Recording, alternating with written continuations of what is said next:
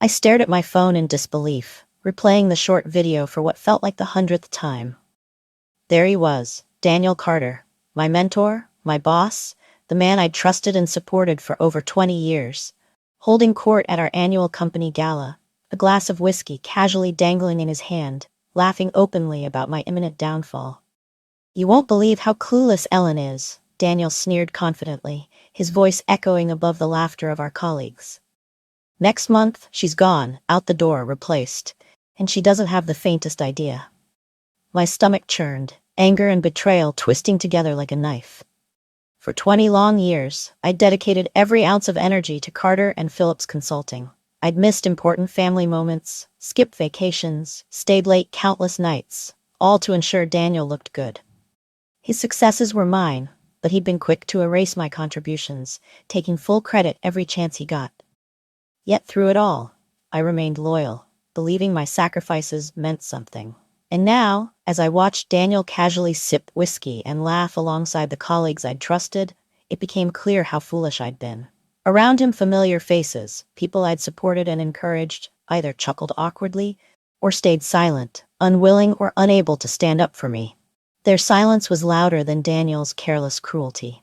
The video had arrived late last night from Liam, a young analyst I'd taken under my wing when he first started. His short, quiet message said it all. "I thought you deserved to see this before Monday." I hadn't slept since. Now it was Monday morning, the sunlight piercing through my curtains, reminding me I still had a choice. I could crumble under this betrayal, let Daniel win by quietly accepting my fate, or I could turn the tables completely. With newfound determination, I got dressed carefully, choosing the sleekest suit I owned. As I fastened my watch, I realized something important. Daniel Carter had underestimated me for the very last time. The office felt tense as I walked in that morning, though perhaps it was just my imagination. Phones rang as usual, keyboards clicked rhythmically, and yet something subtle had shifted. I noticed a few coworkers quickly glancing away, uncomfortable and unable to look me in the eye. Clearly, word had spread, at least among those too cowardly to warn me themselves. Daniel sat comfortably in his office, chatting easily with Mark, the CFO. He smiled when he saw me, no sign of remorse on his arrogant face. "Morning, Ellen. Good weekend?" "Wonderful," I replied calmly, smiling pleasantly as if nothing had changed. "Ready for a productive day." His eyes searched mine briefly, perhaps looking for a sign of panic, confusion, anything to indicate I knew what he had planned. Finding none, he relaxed even further. "Glad to hear it. We have plenty to tackle this month." "Indeed we do," I responded smoothly, turning to my desk without another word. And so the game began. Daniel had decided to play dirty, but he didn't know who he was truly dealing with. For the next month, I kept my head down and did exactly what he expected. A loyal employee delivering exceptional work, all while quietly preparing my own strategy. I stayed late, handling every detail meticulously, carefully making copies of critical contracts, emails, and client data. Information became my weapon, knowledge my power. But my true strength came from relationships. I'd spent decades building trust with our top clients, who valued my integrity and reliability far above Daniel's charm and arrogance. Quietly, discreetly, I reached out, hinting at possible changes, and every response was encouraging. As days ticked by, I carefully crafted my plan. Daniel believed he was in control, that his announcement of my firing would break me. But, in truth, he was doing me a favor. His betrayal had given me clarity, revealing just how expendable I was to him, and how little loyalty truly mattered in this ruthless world. I also reached out quietly to Sterling & Company, our top competitor, who'd been trying to lure key talent from Carter and Phillips for years. Nathan Pierce, their CEO, immediately responded with enthusiasm, eager for the opportunity I'd handed him. We scheduled a discreet meeting, discussing not just employment opportunities but strategies for dismantling Daniel's influence once and for all. Daniel, arrogant and careless, had left Carter and Phillips vulnerable. He'd ignored warnings, refused to adapt, and relied heavily on my expertise. By discarding me, he'd unknowingly signed his own downfall. The morning Daniel chose to let me go, I knew the time had finally come. Sitting at my desk, I watched HR's Denise quietly enter his office. Moments later, Daniel's cold email landed in my inbox. my formal invitation to his carefully orchestrated meeting at 3:30 p.m. When I walked into his office that afternoon, I carried myself calmly. Daniel offered his practiced speech about restructuring and budget constraints, sliding a severance folder toward me with a hollow expression of sympathy. I nodded politely, never breaking composure, making it clear I understood completely. "Just to confirm," I asked softly, voice steady, "this decision is final?" Daniel, puzzled by my lack of emotion, nodded quickly. "Yes, it is." "Good," I said evenly, smiling gently as I rose from my chair. "Then I'll start wrapping things up." Leaving his office, I felt a surge of empowerment unlike anything I'd ever experienced. Daniel had finally played his hand. Now it was my turn. Back at my desk, I finished archiving crucial files, taking one final step. I composed a brief professional email to Richard Miller, Carter and Phillips' most important client, politely informing him of my departure and hinting at my next steps. When I pressed send, satisfaction surged through me. It was the first domino to fall in the chain reaction that would soon follow. As I gathered my belongings at day's end, my heart felt surprisingly light. There was no sadness, no regret, just clarity. Daniel Carter had made his choice, unaware he'd awakened something powerful in me. I walked out of Carter and Phillips confidently, knowing the real battle was only beginning. Daniel believed firing me was the end of his problems, but in reality, it was merely the spark igniting his own downfall. Because I wasn't just leaving quietly, I was leaving to build something stronger, brighter, better. Something he'd never see coming, something that would prove once and for all that underestimating me was the greatest mistake of his career. Walking out of Carter and Phillips for the last time felt oddly surreal. The building, the familiar office, even the receptionist's polite wave felt distant now, like echoes of someone else's life. But beneath that strange emptiness was something stronger: resolve. Daniel Carter had unknowingly unleashed something in me, a determination fiercer and clearer than I'd ever felt before. I wasn't going to quietly fade away. No, I was going to turn his betrayal into my greatest opportunity. Returning home that evening, I sat down at my small kitchen table, surrounded by scattered notes, my laptop glowing softly in the fading daylight. I wasn't panicked or fearful. Instead, I felt an energizing clarity. This wasn't the end. It was a powerful beginning, a chance to reclaim control of my future. I started meticulously mapping out my plan. I knew Carter and Phillips inside out, their strengths, weaknesses, client relationships, contracts, and hidden vulnerabilities. I'd spent 2 decades fixing Daniel's mistakes, covering for his negligence, and quietly shielding the company from disaster. But now, with me out of the picture, Daniel had inadvertently removed his strongest asset, the only person holding his business together. I smiled to myself, reaching for my phone. It was time to reconnect with my network, relationships I'd carefully cultivated over 20 loyal years. My first call was to Richard Miller, CEO of Millerton Inc., Carter and Phillips' largest client. Richard had trusted me personally, relying heavily on my strategic guidance and advice. If Daniel thought Richard's loyalty was to Carter and Phillips, he was sorely mistaken. Richard answered on the second ring, voice warm but curious. "Ellen, heard the news." I was shocked. "Are you all right?" "I'm fine, Richard," I assured him smoothly, keeping my tone calm and professional. "But considering recent developments, I wanted to discuss something important with you." "Go on," he encouraged immediately, genuine interest in his voice. "I'm considering several consulting opportunities," I explained confidently. "Given our successful history, I'd like to continue supporting your company directly, independent from Carter and Phillips." There was a brief pause before Richard responded, his voice thoughtful yet decisive. "You know, Ellen, my trust has always been with you, not with Daniel. Let's schedule a meeting this week. I think it's time we reassess our relationship with Carter and Phillips anyway." A thrill of quiet triumph surged through me. This was just the beginning. Over the next few days, I discreetly contacted other key clients and industry contacts. Each conversation brought quiet satisfaction and increasing momentum. Daniel had built a reputation on charm and arrogance, overlooking genuine connections and trust. Now those exact elements he'd dismissed were working in my favor. People knew my worth, understood my integrity, and were more than willing to follow me, not Daniel. The final piece fell into place when Nathan Pierce, CEO of Sterling and Company, Carter and Phillips' fiercest rival, called me personally, asking to meet. We sat in Sterling's impressive downtown office, the sleek space reflecting success, innovation, and forward thinking. Everything Daniel's outdated approach lacked. Nathan greeted me warmly, his eyes sharp with determination. "Ellen," he began sincerely, "I won't waste your time. You've been instrumental at Carter and Phillips, and their current situation provides us with a golden opportunity. I'm very interested in bringing you on board, not simply as an employee, but as a strategic partner." I smiled, sliding a folder toward him.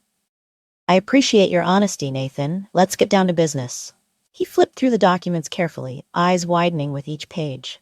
They outlined detailed projections and insider knowledge of Carter and Phillips's current weaknesses, including critical client relationships and unstable contracts. "You're incredibly prepared," Nathan noted, respect clear in his tone. "Preparation is everything," I replied firmly. "I intend to make this move count." Nathan nodded decisively. "Consider your position secured. We'll provide the resources you need to hit the ground running." That night, exhilaration kept me awake. I just negotiated not merely a new role, but true strategic leverage, something Daniel never expected me to achieve. Sterling and Company recognized my worth, my expertise, and my ability to fundamentally shift the balance of power. Unlike Daniel, they valued substance over image, execution over empty promises. But my satisfaction wasn't complete. Not yet. Daniel still believed he had control, still thought losing me was inconsequential. He had no idea how quickly reality was about to crush his arrogance. The following Monday, as I settled into my new office, messages began flooding my phone. Former colleagues, particularly Liam, updated me about Carter and Phillips's rapidly deteriorating situation. Richard Miller had officially terminated his contract, pulling a critical revenue stream away instantly. More clients quickly followed suit, rattled by Richard's departure and losing trust in Daniel's leadership. Liam's texts were brief but telling. "The office is chaos. Daniel is scrambling. 3 more clients just left." I leaned back in my chair, a slow smile spreading across my lips. Daniel had underestimated me for the last time. For years, he'd dismissed my contributions, confident he could easily replace my expertise. Now, without me, his facade was collapsing faster than he'd ever imagined.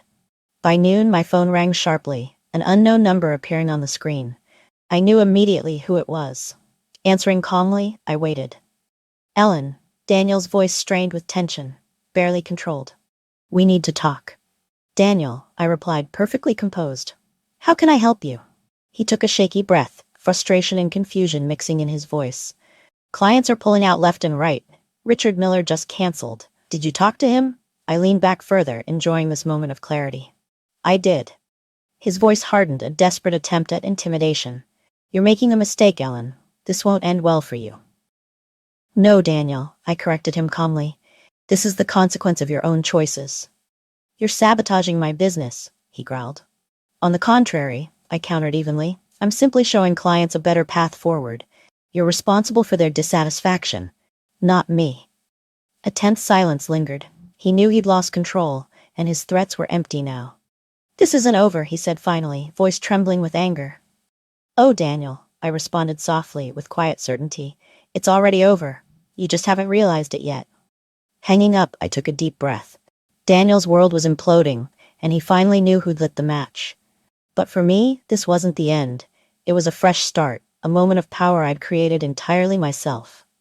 He believed firing me had ended my career. In reality, he'd given me exactly what I needed to thrive: freedom. The moment I stepped through the gleaming glass doors of Sterling and Company, I felt something I'd never truly experienced in my 20-year career. Control. It was liberating, exhilarating, even a bit overwhelming. Sterling's headquarters, modern and vibrant, buzzed with a purposeful energy entirely unlike anything at Carter and Phillips. Employees moved confidently, openly collaborating, motivated by genuine enthusiasm rather than obligation. It felt right, like I'd finally found where I belonged. My first official meeting with Nathan Pierce was scheduled early Monday morning. As I walked toward his spacious corner office, employees offered welcoming smiles and friendly greetings. It was the first time in years I genuinely felt valued, recognized not just as a cog in the machine, but as a strategic asset. Nathan rose from his desk as I entered, his handshake firm and his expression warm. "Welcome to Sterling, Ellen. Ready to change the game?" he said confidently. "Absolutely," I replied, matching his confidence with a smile. "I think we both know there's plenty of opportunity ahead." Nathan motioned for me to sit, sliding a sleek tablet across his polished desk. "These are the client contracts you've helped us secure already. 3 major accounts, each formerly with Carter and Phillips."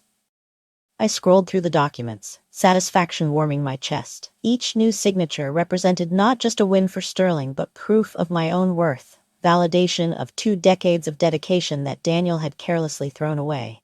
Nathan leaned forward, his expression sharp. "Daniel underestimated you terribly." I nodded, meeting his eyes directly. "His biggest mistake.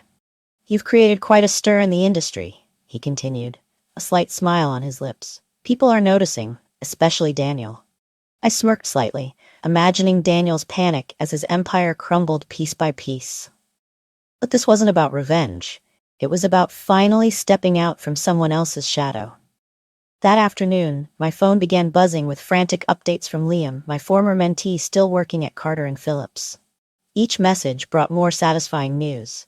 Emergency meetings, investor panic, employees openly questioning Daniel's leadership. Clients were abandoning ship at a speed Daniel never anticipated. Without me there to manage relationships, reassure clients, and handle damage control, Carter and Phillips had become vulnerable, exposed to the consequences of Daniel's incompetence. At precisely 3 o'clock, another update from Liam arrived, urgency clear in every word. "Ellen, emergency board meeting was just called. Investors are furious. Daniel's finished. He has no idea how to stop the bleeding." I exhaled slowly, closing my eyes for a moment.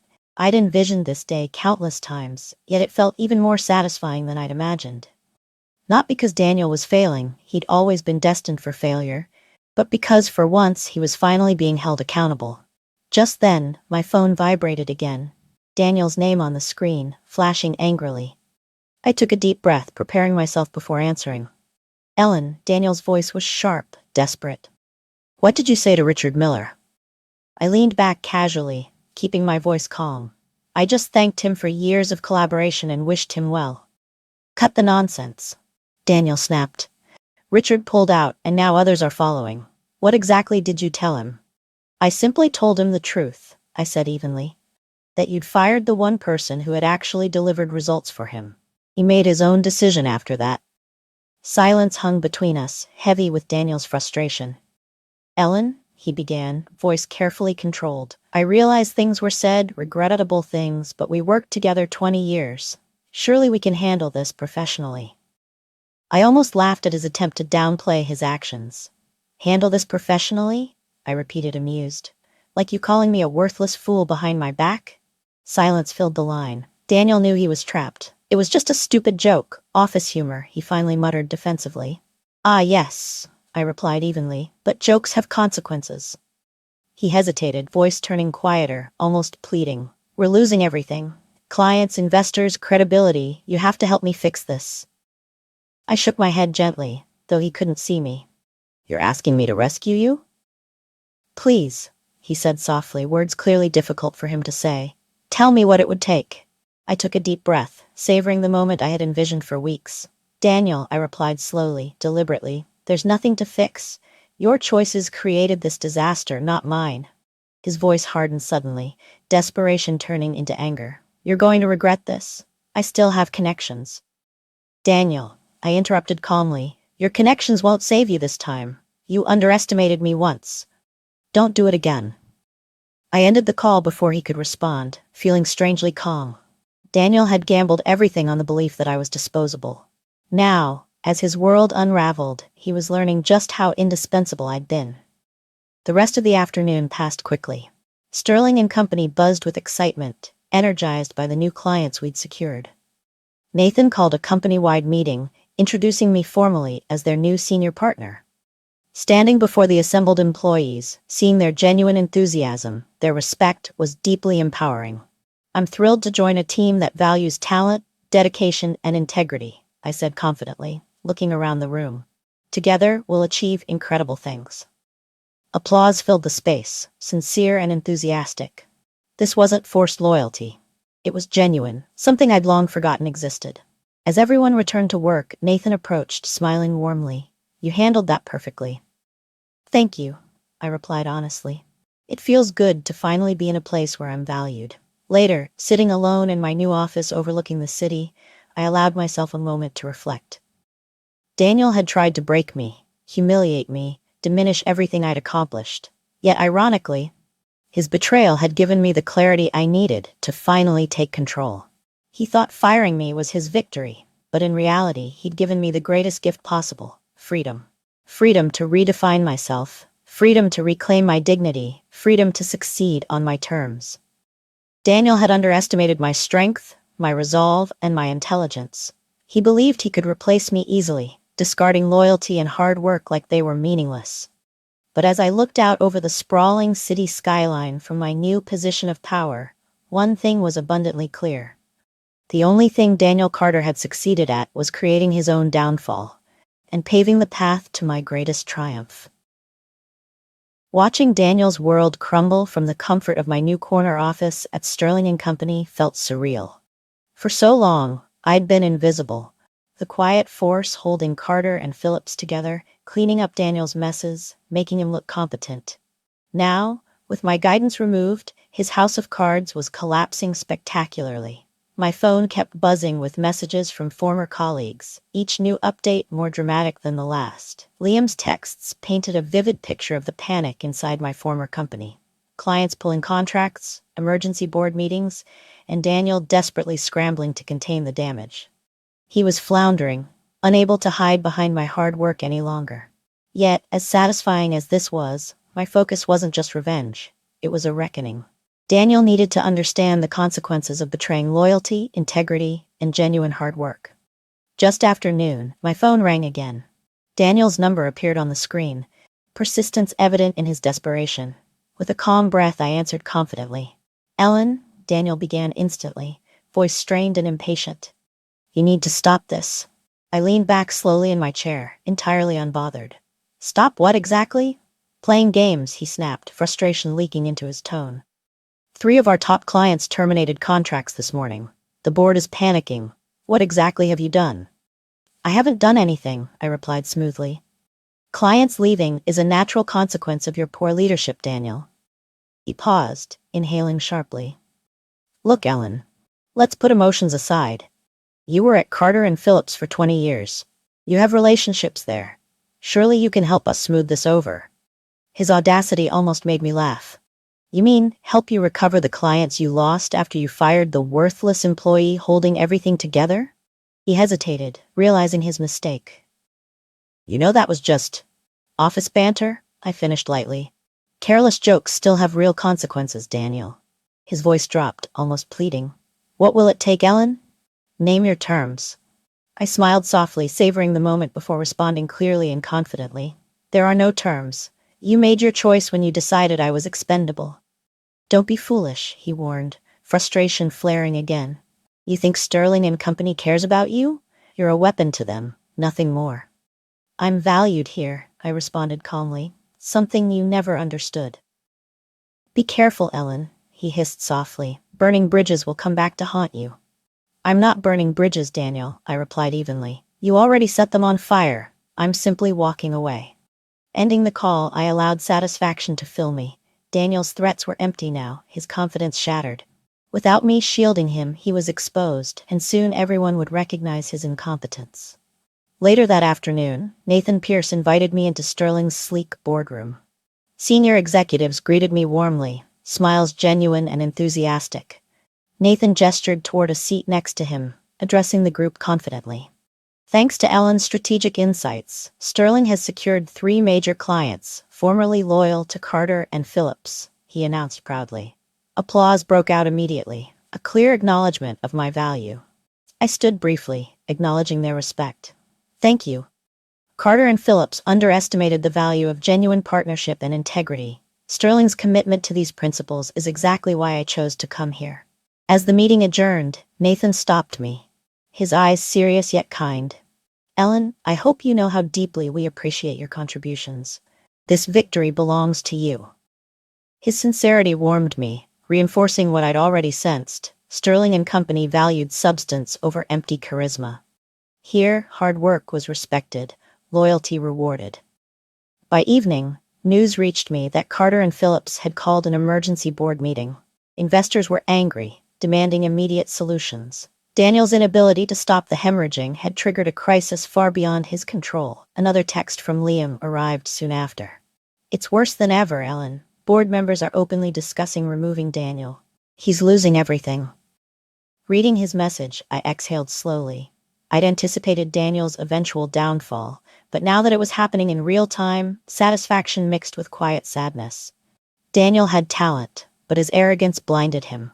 He'd believed charm alone was enough, dismissing the importance of genuine work and integrity.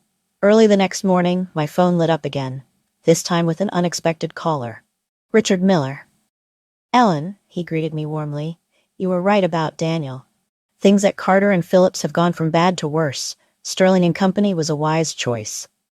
"Thank you, Richard," I responded sincerely. "I appreciate your support and trust." "I've recommended you to several industry contacts," Richard continued, genuine admiration in his voice. "Your integrity and expertise speak volumes. Carter and Phillips is learning the hard way." "Sometimes that's the only way," I said thoughtfully, grateful for his endorsement.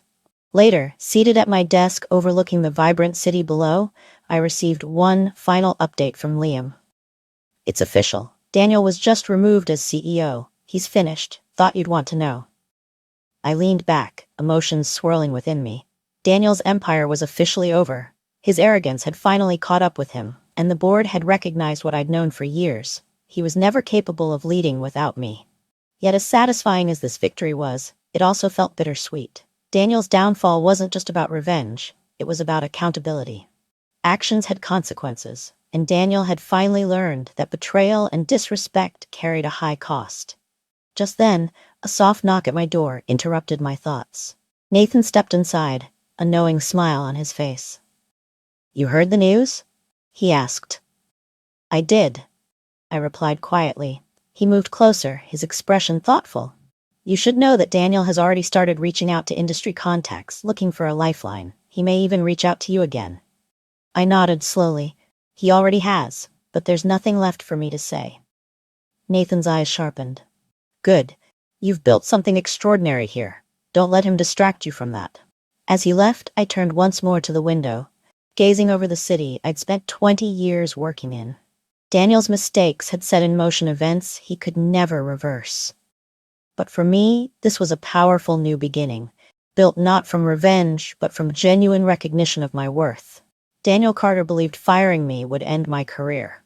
Instead, he'd unknowingly given me the platform to build something stronger, something he'd never imagined possible. His arrogance had been his undoing, but my resilience had become my greatest strength. He had dismissed loyalty as weakness, hard work as disposable. Now he understood the painful truth. I hadn't just survived, I had thrived, achieving victory on my own terms. On Monday morning, Sterling and Company was humming with energy, a powerful current of excitement coursing through every department. My phone buzzed continuously, flooded with congratulations, questions, and updates, each notification confirming that my strategic move was paying off faster than even I'd anticipated. I leaned back, gazing out at the skyline from my spacious new office. It felt different now, brighter, filled with possibility. The freedom I'd once only dreamed of was finally mine, but the satisfaction was deeper than mere revenge. This was justice, recognition, the validation I'd worked tirelessly to earn. At precisely 10 o'clock, Liam texted again. "Board just finished their meeting. Daniel's officially out as CEO." He stormed out screaming. Security escorted him from the building. I set my phone down slowly, absorbing the news. Daniel Carter, the charismatic leader who dismissed me, humiliated me, and belittled my worth, had finally experienced the consequences of his arrogance. The very foundation he'd stood upon for decades had collapsed beneath him. Yet even as I savored this quiet victory, my phone buzzed with an unexpected message. Daniel Carter's name appeared on my screen, a sudden intrusion into my peaceful moment. I hesitated only briefly before opening the email. "Ellen, we need to meet immediately. This has gone too far. Let's talk." The desperation in his words brought a slow smile to my lips. Daniel still believed he had leverage, that somehow, despite losing his power and credibility, he could negotiate his way back into control. I waited several minutes before responding, deliberately making him wait, savoring the silence. When I finally replied, my message was brief and decisive. Daniel, there's nothing left to discuss. This chapter is closed. Less than 20 minutes later, my assistant knocked quietly at my door, visibly uncomfortable. Ellen, you have someone here to see you. It's Daniel Carter.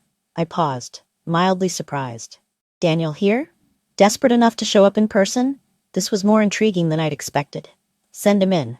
Daniel walked through my office door moments later, his usual polished appearance gone.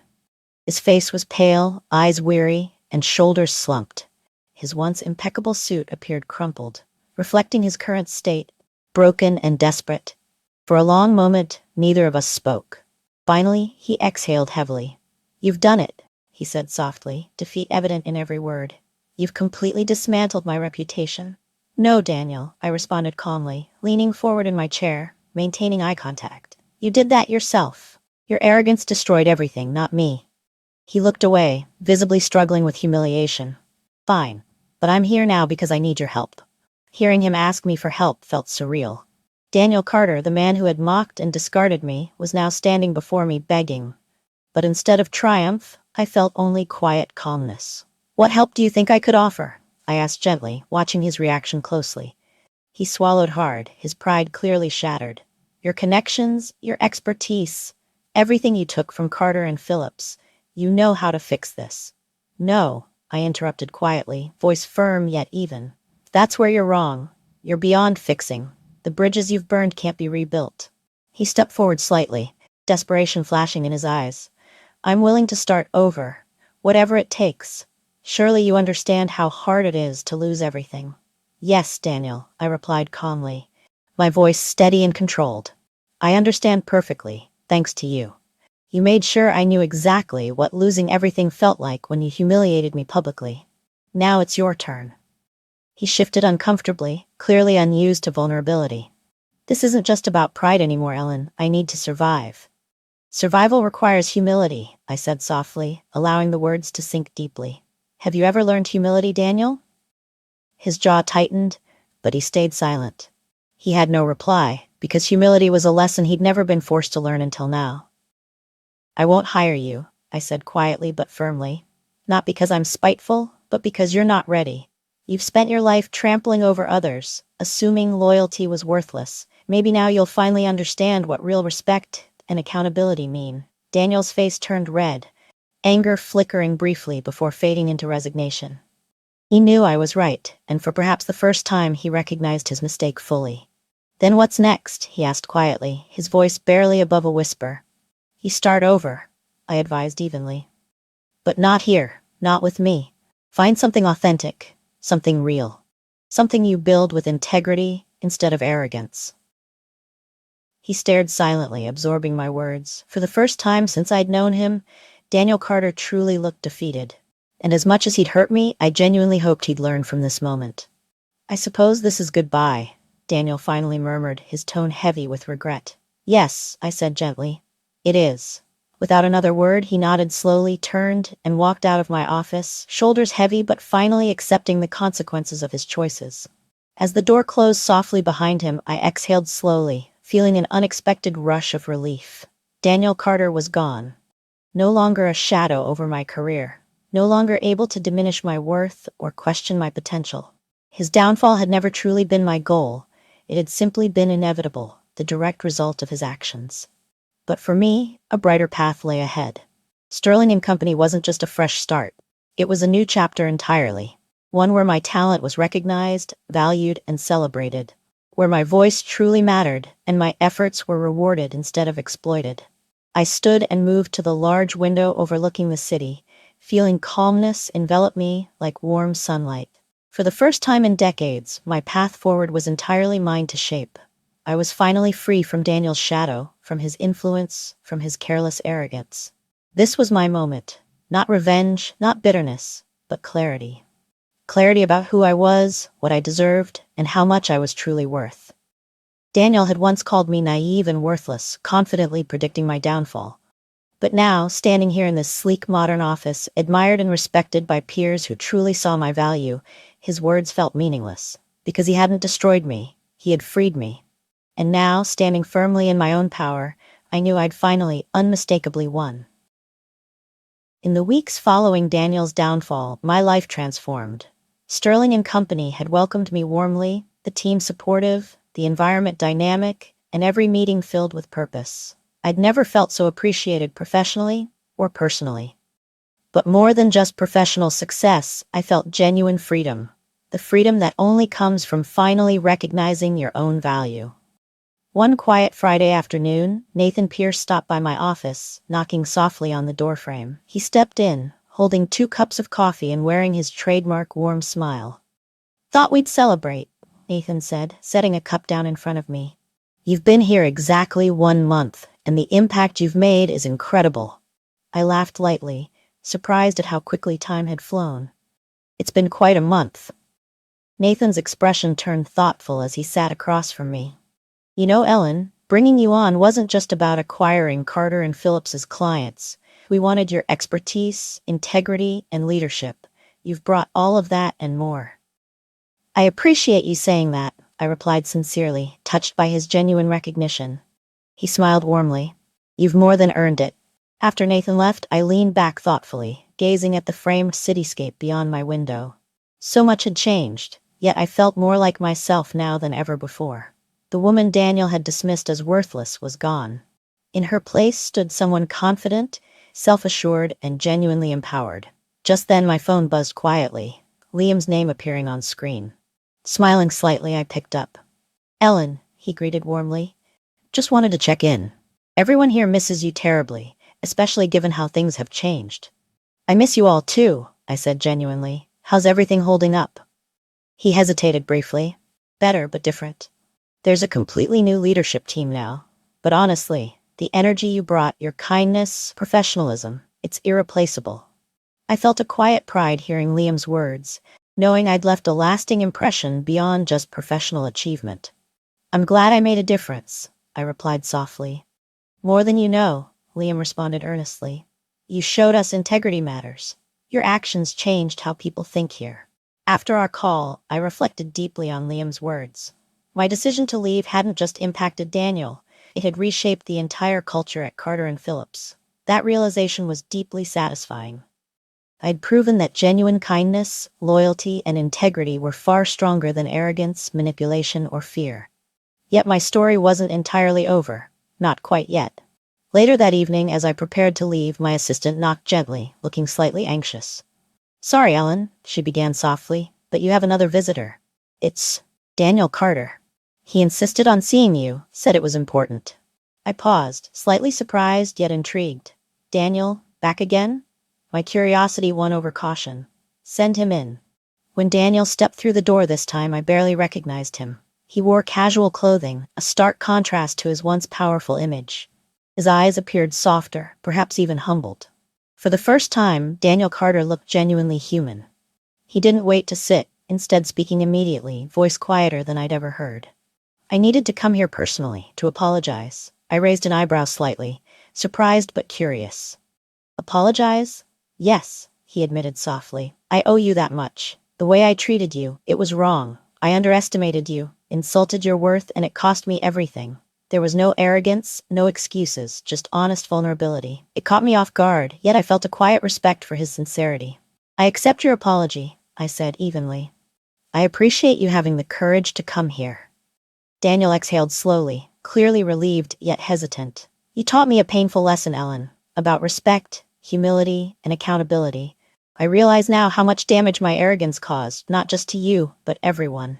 "Awareness is the first step," I replied gently. He nodded, visibly emotional. "I'm starting over, completely from scratch. I'll rebuild, but differently this time. Humbler, wiser." "Good," I responded softly, genuinely hopeful for him. "That's exactly what you should do." Daniel took a slow breath, meeting my gaze directly. "I never imagined I'd say this, but thank you, Ellen. Your strength taught me lessons nothing else could." I offered him a genuine smile, a quiet peace filling me. "You're welcome, Daniel." Without another word, Daniel nodded once more, turned quietly, and walked away. Watching him leave felt surprisingly freeing. This chapter was truly finished, not with anger, bitterness, or revenge, but genuine closure. That night, as I sat alone in my office, the city lights sparkling beyond my window, clarity finally settled deep within me. Daniel's betrayal hadn't been the end. It had been the beginning of something extraordinary. It had forced me to recognize my worth, stand up for myself, and ultimately rewrite my story. Sterling and Company represented more than career advancement. It was proof I'd always deserved respect, recognition, and success. This wasn't luck or circumstance. It was entirely mine, earned through resilience and integrity. Reaching for a pen, I opened a fresh notebook and wrote carefully across the page, words I'd long needed to see in black and white. I deserve respect. I have value. I am strong. Reading them back, confidence surged through me, fierce and unstoppable. Daniel had called me naive and worthless, but he'd been deeply mistaken. I'd always held the power, I just hadn't realized it until now. Daniel's arrogance had broken him, while my humility, loyalty, and integrity had finally elevated me to the success I'd long deserved. He had predicted my downfall, but instead I'd risen higher than ever imagined. Standing by the window, I gazed confidently at the city stretched out before me. Limitless possibilities now entirely within my control. The past was finally just that, past. My future, however, felt incredibly bright. In this moment, I understood clearly. True victory isn't merely defeating someone who wronged you. It's realizing that their betrayal no longer defines you. That you're powerful, independent, and fully capable of building your own future. Quietly, confidently, I whispered the words Daniel Carter never thought he'd hear. I won. But I wasn't saying it to him. I was finally saying it to myself.